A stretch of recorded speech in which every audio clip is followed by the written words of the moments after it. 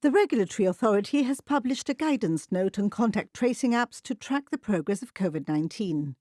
This comes as Google and Apple work on a joint initiative to provide a framework that others can use to develop these apps, with the software due to be released on Friday.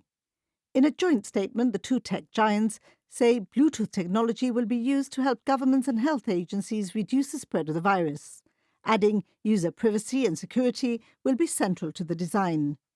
Some countries, including Germany, have said they will use the technology developed by Google and Apple as a basis for their apps. However, yesterday the UK rejected it in favour of a centralised system, where the contact matching process takes place on a server and not on users' devices. As it says, this will give it more insight into the spread of the virus. In Gibraltar, the Chief Minister said last week that the government was talking to Google, Apple and the UK's Department of Health via the Foreign Office, adding any new system could be combined with other technologies already in place in Gibraltar. GBC asked Minister for IT Albert Isola whether Gibraltar would base its app on the Google and Apple technology or that being developed by the UK. The disparity between the UK and the rest of the European countries all stems down to data protection. That is the issue. And the issue that Apple and Google are troubling with and engaging with different countries and different governments around the world is who has that data. I'm sure there are people in many countries around the world that don't want governments to know exactly where they are. That's the question. And so when you're talking about contact tracing and tracing telephones, you're following people. And so the European model works in a way in which if a person is tested and he's positive and he's registered and downloaded the app and he records that he's tested positive, his phone itself, his handset, not a central database, will send a message to every single phone that he's been close to for a period of time in a period of days.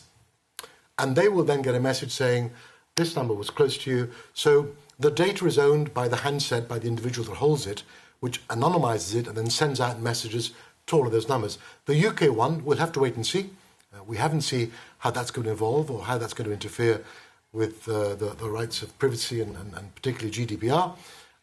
And we are working on, at the moment, as we were before yesterday, working closely in preparing the app to function under the Google-Apple system. We'll have to wait and see as we consider now what the UK is doing as to which we believe to be best for Gibraltar.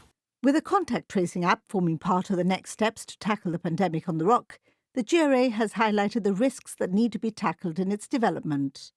It cites a similar report by the UK's Information Commissioner's Office, which found that the proposals for the contact tracing framework being developed by Google and Apple appear aligned with the principles of data protection, but warned that the apps developed from this framework will also need to avoid overstepping these laws.